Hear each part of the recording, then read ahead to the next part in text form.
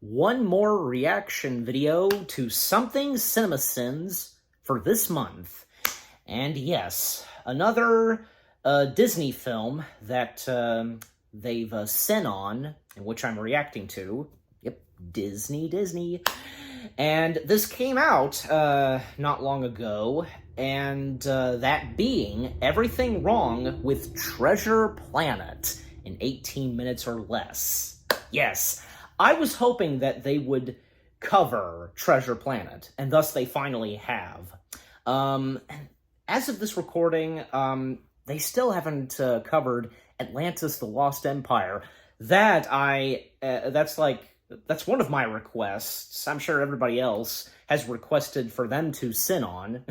But, of course, they're eventually gonna do it. Like, you never know what movie they're going to sin on next. And, yeah, because that's a total mystery, and that's part of the fun, you know? It's just like, what are they going to sin on next week in the next couple of days? Because usually, like, when it comes to CinemaSins uploading their content, like, it would take them, like, a couple of days to get out their next video. And obviously, I assume because, well, they'd have to watch the movie first and see what they could sin on, like, obviously. So, yeah. Yeah, and no doubt about it, like, what they're gonna say and sin on for Treasure Planet. Treasure Planet, I really liked and enjoyed Treasure Planet. Heck, because I did my review on it, if anybody wants to go check that out. And, at the time, because it just, boom, bombed, very hard at the box office. And at that point, because, in the early 2000s, and especially for animated films like this, Eight Crazy Nights with Adam Sandler, and Home on the Range, that's when at that point hand-drawn animated films, they were not doing so good. But I guess it's not because, I don't know, because it seems a bit far-fetched that people getting tired and sick of 2D animation, when I think it's really the storytelling and what was written in the script, like, it's not strong enough. Heck, even Ed Catmull, who used to be one of the founders of Pixar and Walt Disney Animation Studios, he established that in the Pixar documentary, The Pixar Story. He established that very well, and I think he had a good point. I think that is the case. Like, who says at the time people were getting sick and tired of 2D animation on the big screen? Come on. It's beautiful, and it's come a long way, and again, it's just like the writing and storytelling, as Ed Catmull stated, and as I'm stating too, to go along with him, not strong enough. Like, the storytelling, not strong enough. And I'm sure that for some animated films at that time, like Treasure Planet, could have been a heck of a lot better. Not to mention, Treasure Planet was Ron Clements and John Musker's, passion project. The directors of this film, and most notably, they've directed other fantastic Disney animated films from The Little Mermaid, Aladdin, and Hercules, and not to mention one of their first directorial debut, I should say, at Disney. I think a lot of people seem to forget that they were a group of 4 directors who directed The Great Mouse Detective. Yeah, so that was their first Disney film that they directed, and I can't forget, I almost forgot, they would also go on to direct Moana. So, yeah. So, it's a shame, and it was bad luck for Ron Clements and John Musker, because they did their very best to get this to happen. They pitched it to Disney for years. And finally, up to the point when Hercules happened, like, they would agree to direct Hercules under one condition: if they can do Treasure Planet, and thus they did. And the final results of Treasure Planet, yeah. So, alright, so enough said. Let's go ahead and start this video. Everything Wrong with Treasure Planet. Let's see what CinemaSins has to say on this underrated Disney animated film. In 3, 2, 1... volume, okay. Begin. That's good, yeah, volume.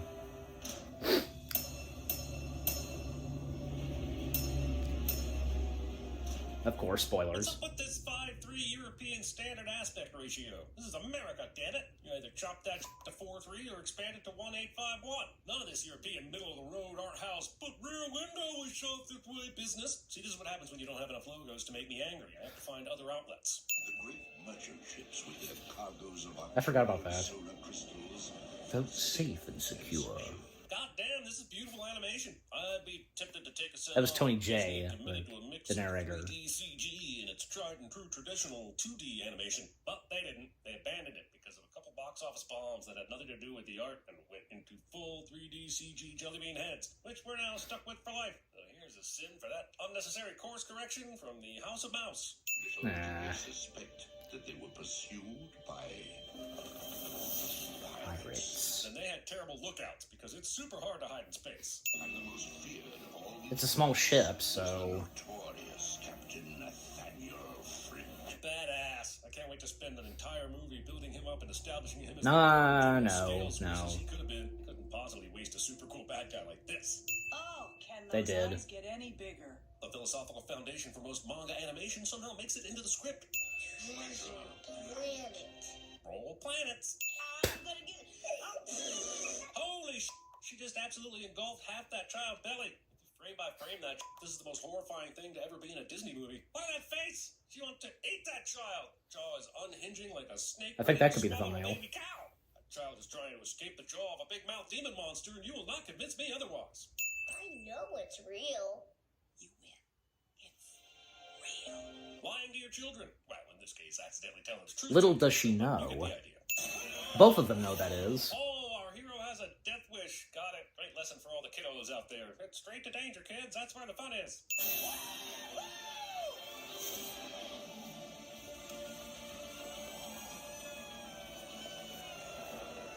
You see, Jim, whether you're actively trespassing within sight of police officers or in the middle of sweet, sweet passion with your college girlfriend, you never, under any circumstance, wahoo, just end up disappointed while wearing a pair of handcuffs. Awesome. Enjoy. Trying to clean these braces later. But I really think that he's starting to turn a corner. And an ad. Thanksgiving is an instant. Also, like, where Jim Hawkins was paragliding. Yeah, because, like, what? He was paragliding in a restrict area, like, private property and such? I don't know, because he wasn't really doing anything wrong. He was just having fun and paragliding. But, you know, still. Alright, so... skip the ad? That's one of the more nifty features of these robot Dr. cops. Dalbert. They've got programming that allows them to detect the most ironic moment before entering dramatically through a door.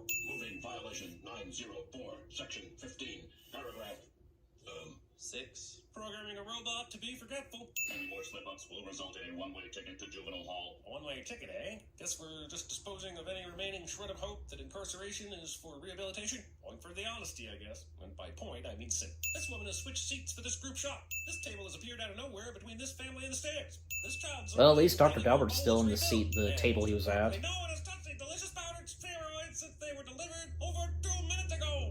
I'm at the end of my rope. Eh. Ever since his father left, well, Jim's just never recovered. Eve drops position.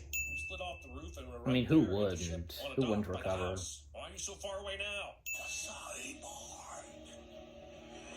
Beware the cyborg. Thing Joss Whedon said after filming Justice League somehow makes it into the script. Wait a second, I've seen that golden orb before. Is this a prequel to that Star Wars show? Ahsoka? Damn you, Dave Filoni. It wasn't enough that I had Oh. to watch Clone Wars and Rebels. You I have watched seen that joke, like... Certainly a lot of trouble over that odd little sphere. The planet. That's the Magellan. It's a coincidence, like, The coral galaxy. how those spheres Pretty look. convenient that the guy who In did this that and Ahsoka. with you also just happen to be an expert on astronomy after you just happen to know how to open the secret map. Storing your toothbrush atop a giant pile of books. It's not even a sink up there. Go, Delbert! Go, Delbert! Go, Stop, Delbert. Stop, Delbert! I really, Stop, Delbert. really want to go. Then go, dude. You're an adult. Leave Jim and Sarah your house key, take the map, and scram. You don't need Jim in any capacity. He provides nothing to this expedition. He tries to trick me into sinning that we can see stars behind the shadowed part of the moon, but that's no moon. It's a space station. So instead, I'm sinning that Not really. makes me think of Moonfall more than Star Wars. Moonfall. I should never have listened to that pushy, two-headed saleswoman. That's dual cranialist.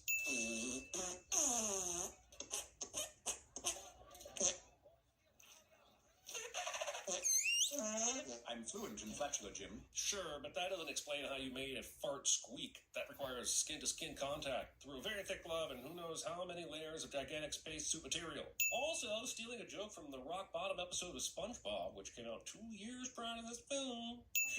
It is, sir, but I'm not the captain. She is the captain. Oh my god, can you believe the authority figure is a woman? I feel so silly with my outdated views on gender and leadership cliche. Mind, I can manage my own plugging. Of all the movies intent on setting me up for obvious college girlfriend jokes, I didn't have Treasure Planet leading the list. To mew and blabber about a treasure map in front of this particular crew demonstrates a level of ineptitude that borders on the imbecilic. The birth of a generation of furries would be excellent at CinemaSins. I said something rather good this morning before coffee. You mean her? That may be the most simple thing in the whole movie. Saying something good before you've had your coffee. Oh, that's just silly. Long John will now... You didn't remove a sin? Cooking contraptions. And while I appreciate the imagination, for the love of nanobots, I'm just not buying that there is enough room in this hollow-looking arm for all those attachments and the 2 sets of mechanical hands he approached Jim with earlier. Also, Long John Silver's the first animated character to have a CG, something CG on him. Robust. Old family recipe. Dramatically timed buoyancy. The facial expressions that Delbert has is so good. Is this relationship platonic? Look, I'm not judging, but this cuddle goes on for all of the I'm uncomfortable thinking of the possibilities sometime. Also, I once met someone who had a morph tattoo, and when I asked, is that morph? They immediately hugged me. They then told me that they said they would hug anyone who correctly identified that tattoo, and that is the hardest I've ever seen anyone work for an excuse to hug random strangers without consent. We best be keeping our sci-fi on this one. Anymore? Disney can't do without their cute little sidekicks, can they? Not just for a bit of shucks adorableness, but so that their characters have someone to exposition to without having to just talk to themselves. Mr. Yeah. Snuff, engage artificial gravity. Which is something we can do on this unenclosed vessel that is barely even off the ground of a space station that should clearly still be providing the same gravity it already was. Also, even if this were possible, why would you wait until people started floating away to engage it? Even a couple decades ago, sci-fi wanted space whales. Why? Probably because they thought space giraffes would look ridiculous. Upon my word. An Orcus Galacticus. And Orcus Galacticus, as in one? There are hundreds of them all around you. You just left the space station, so I guarantee these pods can be seen with a telescope. Your false shock isn't fooling me, Doctor. You can keep that kind of flim-flammery for your spaceport floozies, Silver. Well done, Morph. But that's funny, you know, because Morph can, X-Men series. I take a set off, but you've just reminded me of Morph from the 90s X-Men series. Say hello to Mr. Mob. This is Not really sure if I remember Morph from X-Men. Missing it will result in you losing your mop and bucket forever. Also, anthropomorphizing and gendering Mr. Mop and Mrs. Bucket, so that every time he dips Mr. Mop into Mrs. Bucket, he has to wonder if he's enabling an affair. He'll be looking over his shoulder for a very angry Mrs. Mop and Mr. Bucket for the rest of his life. And another ad. Like I said, I'm not sure if I'm remember, nor if, am I familiar with more from what the CinemaSins narrator said, you know, from the X-Men 90s animated series. I don't think I remember who Morph is and so on. I'll have to look it up. So, yeah, because, okay, so far, like, they didn't remove any sins yet. I don't know, because, like, some things that the narrator said, like good animation and things that are funny, and yet, well, it's, you know, you never know what to expect, like, if they're gonna remove a sin or not, you know. It's what they do, you know, it's up to them, like, you know, what sins to remove, and so on. You get my point. So anyways, alright, so back to it. what are you looking at, weirdo? Yeah, weirdo. Now, what's weird is you crossing your arms over your eyes to begin with, just to give the illusion you were one creature. Cabin boys should learn to mind their own business. Obvious henchmen should learn not to discuss pirate business out in the open where anyone could hear. Morph, keep an eye on this pup. Let me know if there be any more distractions. Confusing almost getting killed with a mere distraction. Okay, I'm gonna need a little explanation on Morph. Specifically, why do they always have disconnected parts of themselves hanging around? If I were a being that could morph into anything I wanted, I'd be very careful to keep everything connected to my body at all times. Why risk losing any body parts? Does it matter for Morph? It took a whole day to mop a single ship deck? That should have been done in 2 hours tops, so that's on you, man. Your father, not Morph is just some kind of being that, you know, how he floats. Taking off and never coming back, sort. Damn it, Disney. Just let a kid have both parents around for once. I'm not asking for stereotypical 2-parent families every time. Would it kill you to try one once? Hell, give the kid 3 or 4 parents for all I care. Just quit using a missing parent as some sort of pathos crutch. Why are there barnacles on a ship that has never docked in water? Why? The movie is now in the midst of a boat work/father figure montage. I don't know. Set to a John Resnick song that is so Goo Goo Dolls and so Maybe something in specific that space future that- archaeologists who dig up this movie will use this scene Causing the accurately barnacles dated to be on the within 2 ship. weeks of its release. Is this montage still montaging? It's been over 2 minutes already. We get it. Got it. We did the whole my dad went out for some space cigarettes routine. We do get a good look at the dad, like, the body shape he is, I guess, like... But it's a nice montage how Hawkins and Long John, like, you know... But not having a towel nearby to fully clean up the space semen. So, how'd that happen anyway? Assuming someone would love to tell you about their injury if only you would ask. The star producer. It's gone. Supernova. Because the movie needed a second act set piece to get it to 90 minutes without boring everyone to death. Also, Dave's black hole enough. It's devolving into a black. when they were on the ship and making their way there... Kane and Anne Hathaway explaining time dilation around black holes. And halfway. If you survive this works. Take your pick. I honestly have no idea what's going on here anymore. I must congratulate you, Mr. Silver. It seems your cabin boy did a bang-up job with those lifelines. Premature and incredibly specific celebration. Grinning smugly. Did and you skip- suspiciously when you're still around the entirety of the crew who But can Earl easily see you Flynn. grinning smugly and suspiciously. Face planting your crying face into someone's belly button without explicit consent. next thing you know. I think they already, yeah, they did skip that part with Earl Flynn's I death. think that gravity ship sailed when you adopted your pink squishy friend there. It was a... Conveniently timed and somehow unobserved. Snooper is somehow unobserved and conveniently timed. It was a sad moment when he died, Earl Flynn. That lobster guy. How is You this know, what he did. meeting already well in progress right near this barrel that Jim just dove into 3 seconds ago? How did no one see this? What was it now? No, you got the makings of greatness in you. Wow, it's the rare characters conveniently overheard repeating the very thing they conveniently overheard in the previous scene to the very person they conveniently overheard it from. You have to appreciate the absolute gall to pack in all that convenient voyeurism with such efficiency. Just amazing work by all. Where's the devil's glass? Look, it's not just that leaving his glass behind is such a bullshit reason to catch Jim in the act of leaving. It's that for some reason his glass is the only thing not already installed in his Swiss Army arm. Also, Swiss I'm Army saying arm. Snoop Doggy Dogg doesn't have a protege named Swiss Army Arm. Not checking the lock before destroying a door on a boat that will soon belong to you. This is why we can't have nice doors. Pirates, Hmm. on a ship, I'll see they all hang. No, you won't. Disney won't work up the guts to show hanging pirates until the 3rd Pirates of the Caribbean movie. And by then, I was too sick of the franchise to care.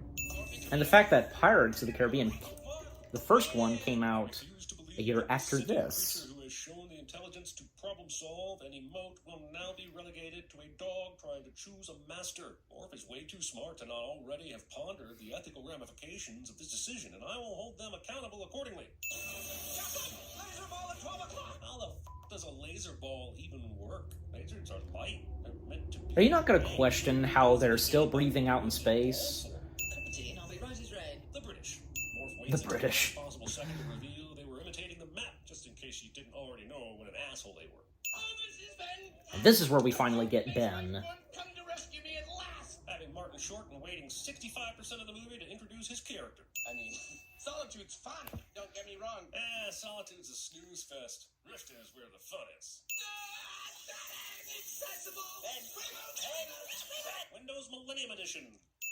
Also, Ben is the first fully CG character in a hand-drawn animated film. But there's still some hand-drawn, like, to him, you know? It's obvious. It's like when my younger cousin begged to come along with me and my friends as we blew up firecrackers, and I said the one rule was no telling. What was the first thing he did after losing 2 fingers, that little sh**? How about drinks for the happy couple? Oh, Come on, it's Martin Short, like, thank you. he's funny in anything. We're not a couple. Which I appreciate, because not... Good/funny, I mean. Needs a forced romantic plot, and she's smiling lovingly at him now, isn't she? Damn it!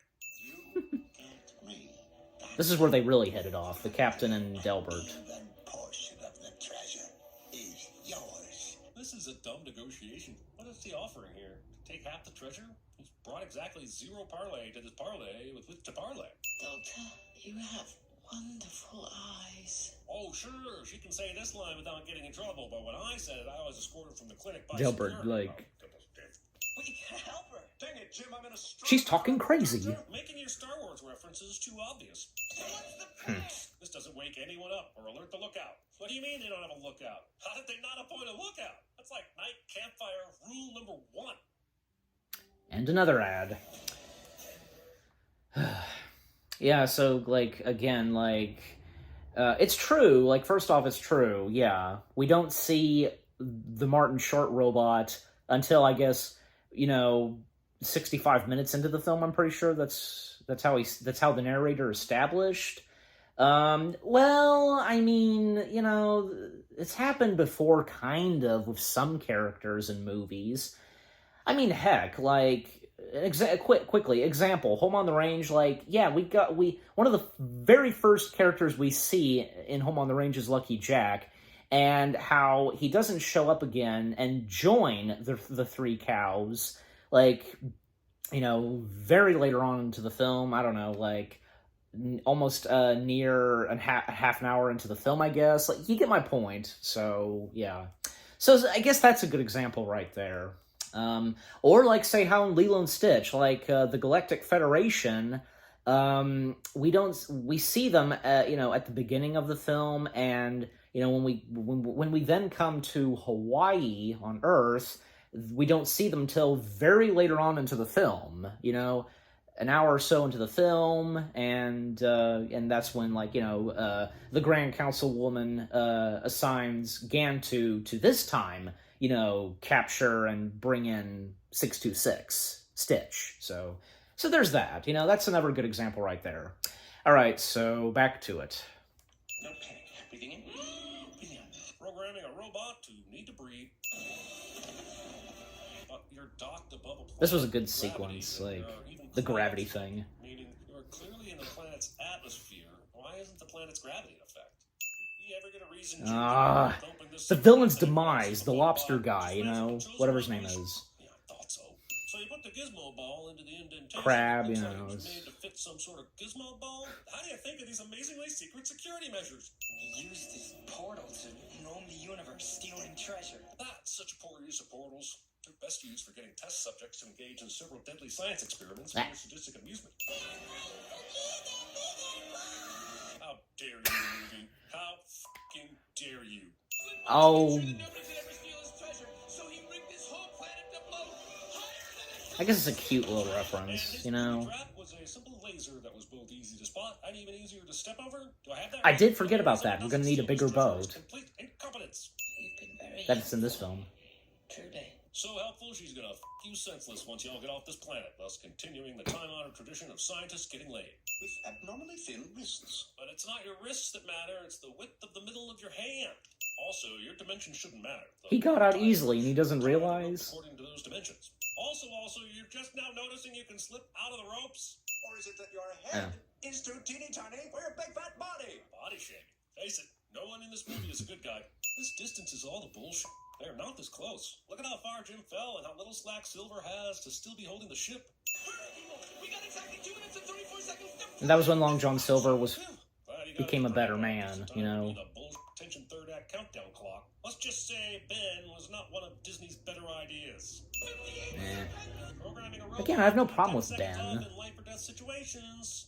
25 seconds! There should be 7 seconds left on the clock, and I will hold Ben responsible for all these deaths. 17 seconds! Oh, for fuck's sake. It's been a full 13 seconds since you hit 25. You can't even keep your incorrect times correctly spaced. This may be the most annoying pointless countdown ever, pointless in its actual count being down. Eh. Oh, he done it. If by done it, you mean opened up a portal to his home where planets worth of flaming debris could come crashing through and kill everyone. They could use a man like you. And I'm sure your recommendation would weigh quite well against his extensive criminal record. Aiding and abetting a known fugitive. When I got on this boat, I would have taken you up on that offer in a second. Doubt it. You were immediately suspicious of him when you first got on the boat. Thought he murdered Bones, remember? Glue in the Thanks, Cap. That's for your dear mother. To rebuild the house. What is that? Okay. Coins and precious stones? I have my doubts that's enough to finance the Jewels construction of an entirely new and crystals, business. Not you even enough to pay know. one's rent in Nashville. Not letting Sarah cut her own ribbon to signify the launch of her rebuild. Yeah, we don't see Sarah Turning the badass until captain. at the end of the film. Skipper at wanting children through this entire movie into a baby factory. That's good writing right there. I know that's meant to be sweet, but it's actually nightmare fuel. So thanks for that, Disney. That cloud is what I'll see when I close my eyes tonight at 2 a.m. 112 sins, and the sentence? Out into the void of space and burn up in the atmosphere of a gas giant. And the most feared of all these I don't know if I know what that audio is from. General Scales.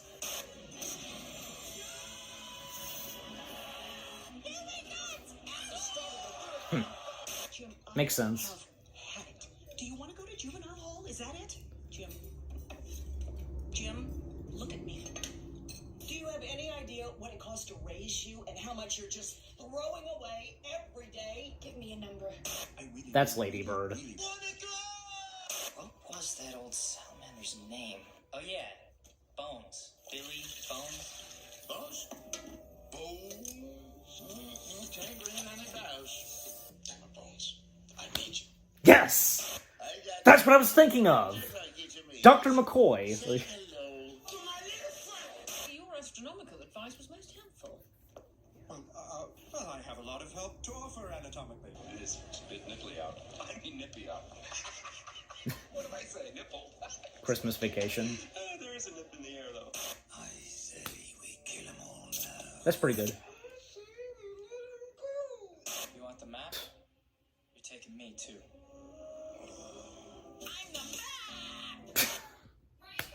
Oh my gosh. Alright, and that's it. Oh, that was pretty good on the outtakes. And again, I called it. I called it in my head, because I was thinking of Star Trek and Dr. McCoy. And thus, like, obviously, yeah, because that was audio from the motion picture. You know, damn it, Bones. I need you. That was good. Yeah, and you know what? Dr. McCoy's introduction in the motion picture was pretty good and funny, you know, because he's got that, what he's wearing and the beard, you know, just a moment, Captain Sir, they drafted me. It's funny. Dr. McCoy, because such a lovable and one of the best characters of Star Trek, and never fails to have some sense of humor and funny moments, especially in Wrath of Khan. Right before Kirk and Bones and Savick go down to Space Station Regular 1, you know, Spock says to Kirk, you know, Jim, be careful. And and then McCoy in response, you know, saying, we will. I remember when seeing Wrath of Khan a couple of times on the big screen, especially with my dad. Well, everybody, you know, they laughed. Because it is funny. It's such a good, funny part. You know, and something else, like, of McCoy, just one more, like, in Wrath of Khan, because a little conversation that Kirk and Savick have in the elevator. I know it's not really called the elevator, but you know what I'm talking about. Like, well, I mean, you know, even, like, Bones, because when the doors open and Bones says, you know, who's holding up the damn elevator? That was funny, so... Alright, but okay, so overall, everything wrong with Treasure Planet? Yeah, not bad, and not once did they remove a sin. That's a shame. But, you know, it's just... That's how it is. Sometimes in CinemaSins videos, they will remove sins, but sometimes, most of the time, they won't. Alright, but anyways, enough said. Jump cut to my thoughts now. Hey guys, so that was my reaction to the CinemaSins video of everything wrong with Treasure Planet in 18 minutes or less.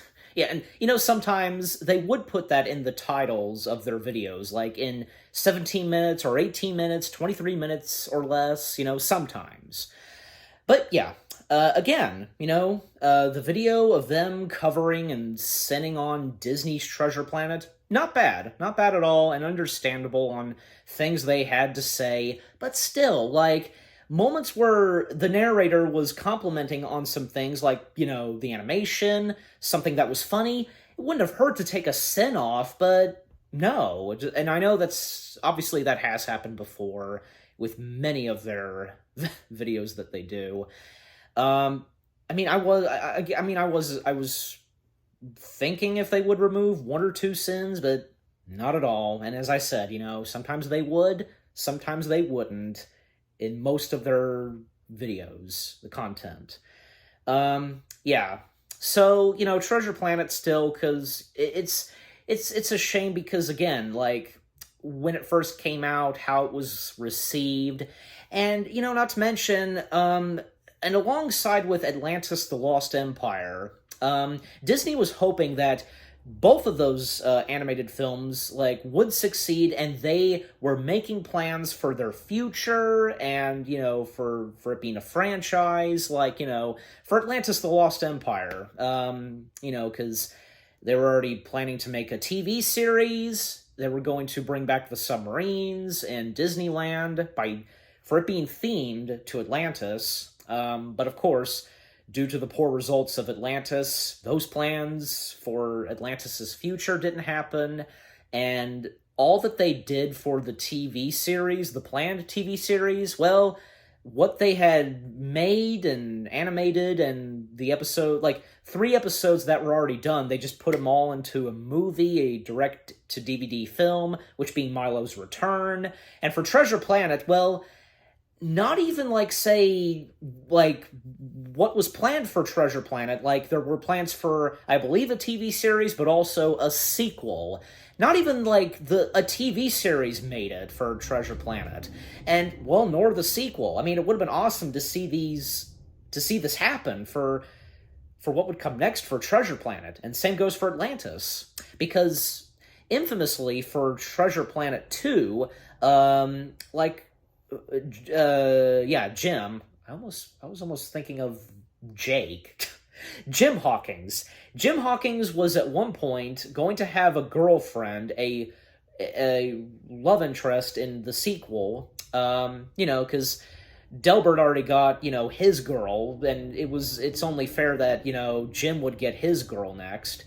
And Ironbeard, the main antagonist for Treasure Planet 2, whom Ironbeard would have been voiced by Willem Dafoe, which that would have been really cool. And the fact that, because concept art for Treasure Planet 2 were, of course, revealed, and, of course, we got our look at Jim Hawkins' love interest and Ironbeard himself, and, like, the way Ironbeard's, like, beard opens, like, oh my gosh, and how there's, like, a shredding device, I'm talking about, like, how I'm trying to describe it. Oh my gosh, like, terrifying, he would have, obviously, Ironbeard would have been menacing, and the fact that he would have been voiced by Willem Dafoe, like, if that doesn't top it off, like, and also, because with Willem Dafoe almost going to voice Ironbeard, he was making his way, fun fact, he was making his way to the recording studio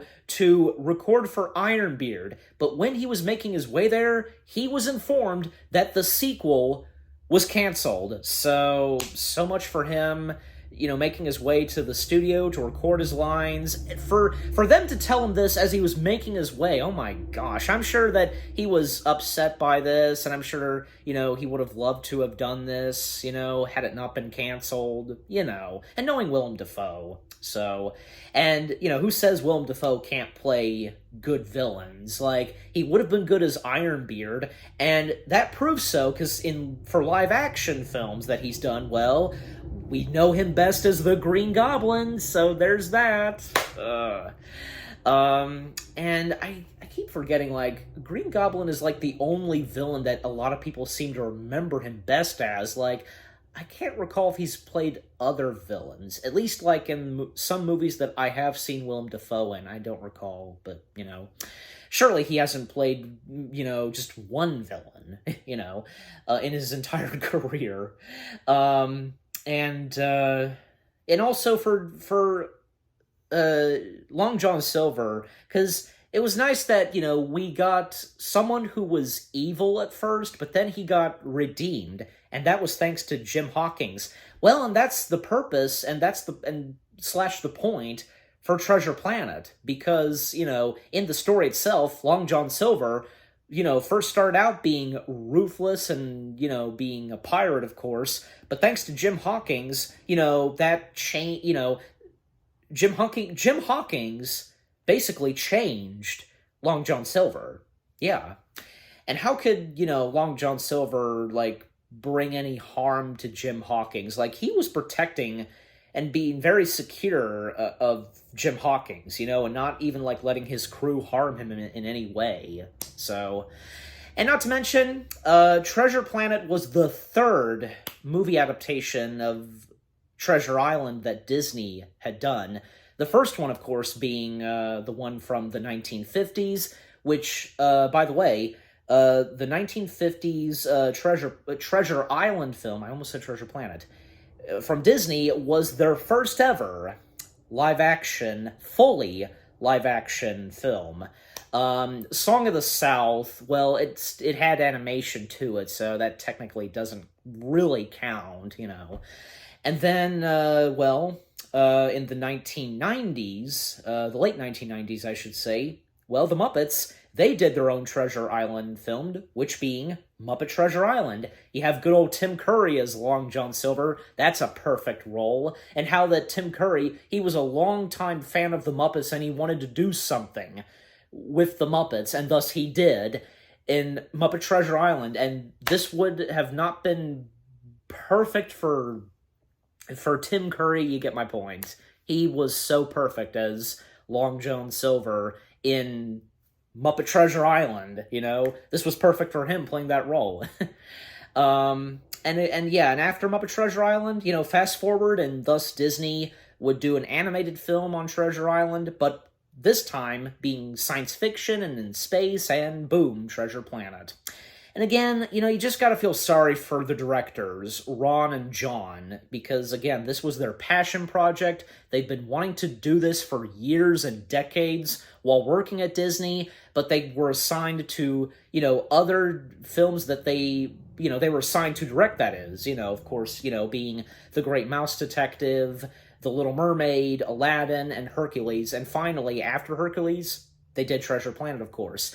And, you know, years later, after the failure of Treasure Planet, they would find, like, another animated film that they would direct and helm, which would be, you know, a huge success, and that being Moana. So, good for them. And not to mention, because, well, Ron and John, they had worked at Disney for a long time now, even before they started directing some Disney animated films. Like, they worked at Disney in, like, the late 70s and early 80s. I almost said 90s. Like, they did some animation on The Fox and the Hound and The Black Cauldron, and after The Black Cauldron, of course, they were assigned to direct The Great Mouse Detective. So, yeah. And by the way, one more thing. The casting for Treasure Planet is really good, because, you know, you have, say, Joseph Levitt-Gordon, you have David Hyde Pierce, Emma Thompson, what's-his-face, who voiced Long John Silver. Yeah, just good casting. And what's-her-face, who voiced Jim Hawkins' mother. Not to mention, she previously voiced another mother character, which being Andy's mom, in the Toy Story franchise. Yep, so, yeah. And David Hyde Pierce as Dr. Delbert, like, it's David Hyde Pierce. He's good in anything, and he's basically playing the same character that he's played before, especially when it comes to voice acting. Like, you know, he voiced Slim the Bug in A Bug's Life, and Drip? Is that his name? Am I saying his name right? You know, the character from Osmosis Jones. Yeah, and you know, a year later after doing Osmosis Jones, he would do this, Treasure Planet, of course. So, yeah. But overall, what CinemaSins had to say on Treasure Planet, yeah, I mean, it's CinemaSins, you know, and what they sin on. But, you know, the thing is, and as I explained before, the videos that they make, the content, like, it's all for laughs. That's what it is, and that's the purpose. So, yeah. You may, like, yeah, sure, you may agree with some things that they point out and so on, but overall, you know, you just laugh and have a good time watching their content. So, yeah, again, the video that they did covering Treasure Planet, not bad and pretty good. And of course, hilarious. And what about you guys? What did you think of the video itself? Anything to say on, what they had to say on Treasure Planet? Do you enjoy Treasure Planet? Because, I've established this before. I do, and I've enjoyed Treasure Planet. What did you think of my reaction? Leave comments, and give this reaction video a like, as always. So, with all that being said, thank you very much for watching. I hope you guys enjoyed my reaction to the CinemaSins video of everything wrong with Treasure Planet in 18 minutes or less. More reaction videos are on the way. They're going to be awesome. Keep looking forward, and I'll see you guys in the next video /reaction. Take care, and peace out.